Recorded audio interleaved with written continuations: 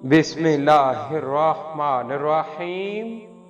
अल्लाह के नाम से शुरू जो बड़ा मेहरबान निहायत रहम वाला है।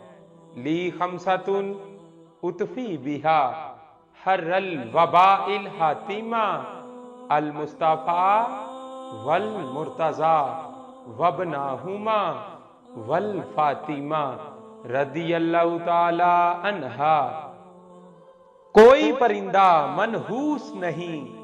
इरशादे नबवी सल्लल्लाहु अलैहि वसल्लम हजरत अबू हुरैरा रदियल्लाहु ताला अन्हु से रवायत है कि रसूल करीम सल्लल्लाहु अलैहि वसल्लम ने फरमाया, कोई बीमारी खुद ब खुद मुतअद्दी नहीं, ना सफर का महीना मनहूस है और ना किसी परिंदे को मनहूस समझना दुरुस्त है।